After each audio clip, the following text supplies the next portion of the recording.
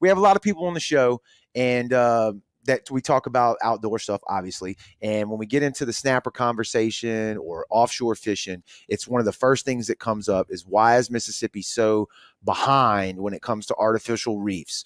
And you have a nonprofit that you're, what's your title there? So I'm the president of the Mississippi Gulf Fishing Banks. It is a nonprofit, been in existence since 1969. But as far as building reefs, our biggest impediment to building reefs is money. We just don't have enough money. Okay, that's what it is, money? Well, for the Gulf Fishing Banks, the state of Mississippi has a bunch of money, and they have been recently using it to build reefs. There's been a lot of reefs built just the last couple of years from Go Mesa funds that had to do with the oil spill money. Okay. So we are attempting to build more reefs. The fish havens out there have a lot of reefs already within them.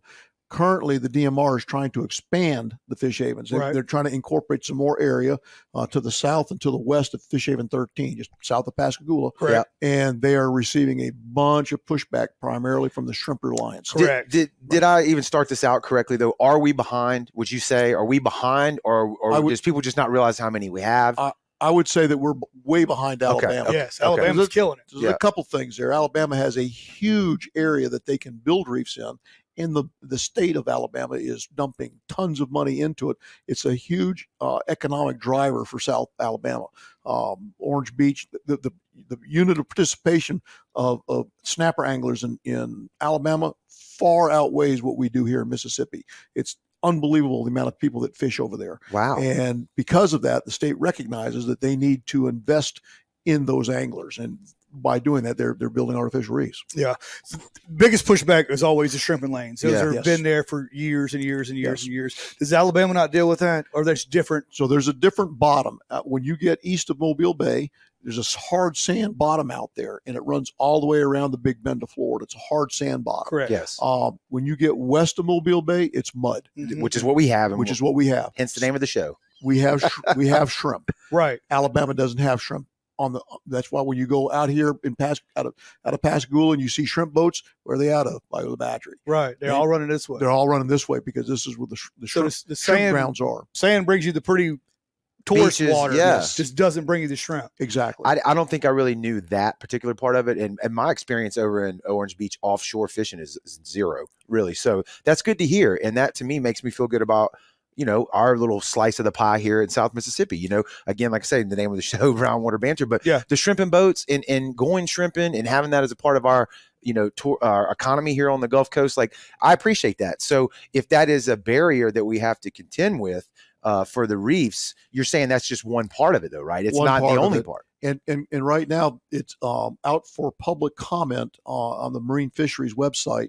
The effort by the Department of Marine Resources to expand that reef system. So, and it's going to close here in the next few weeks. It's important that whoever's listening to get on that National Marine Fisheries website and make your comments on there.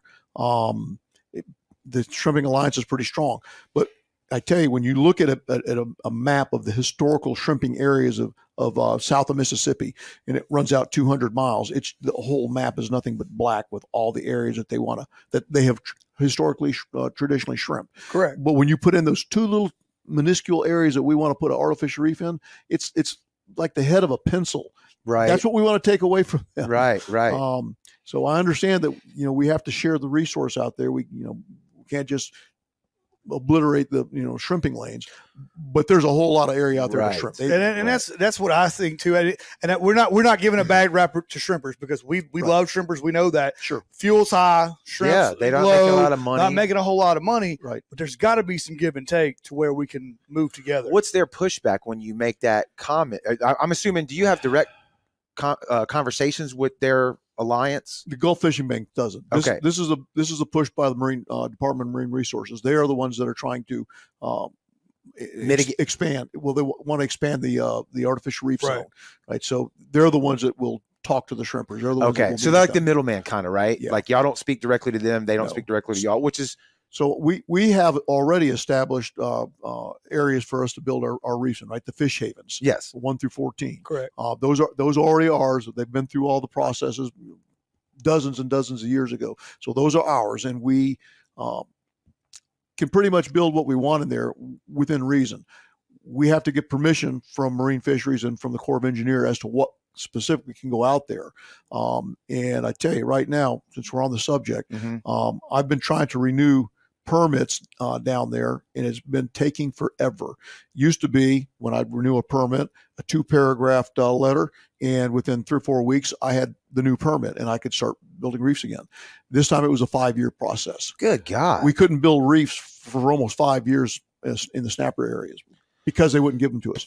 Right now, in Fish Haven 13, I have low relief permits, means I can put stuff in there that doesn't exceed 7 feet in height off the bottom. Okay. But that is really restrictive. You can put culverts out there, and that's pretty much it. Yeah. Right. I've got 2 pogie boats that the Gulf Fishing Banks just took possession of from Omega Protein and Moss Point here 2 weeks ago. They're cleaning. God. They're cleaning them now. Well, if we don't get the permits in FH 13, they're going to have to go in FH 2, which no one really wants them to go there. I've been trying to get that permit. First of all, it took me 5 years to get the low relief permit. Now it's January of last year, 1.5 years. I've been trying to get that low relief permit turned over to a high relief. 1.5 years. Now why? Is this COVID? Are you still blaming that? Is this slow down on purpose? Amazingly enough, they do use those types of excuses. We're shorthanded. Right. We can't get to it. The Fish Haven 13 permit I'm trying to get approved from low to high is 5 miles away from Fish Haven 2 and 1 that they just gave me those permits for high relief last January. As soon as I got those permits last January, I immediately said, all right, I want to modify 13. 1.5 years later, I'm still waiting. That's why I hate any discussion when we support conservation on the show. We've had someone that was with NOAA. We're going to continue to try to get the DMR on here because I think there's got to be a balance, right? You just said it earlier, Joey. You got to have some type of balance where everybody can somewhat get what they're looking for. But when you deal with stuff like that, I just don't understand it. I don't get, that makes people resent the process. Yeah. Government red tape's what it all Correct. goes down. Exactly. And not state government, it's federal government.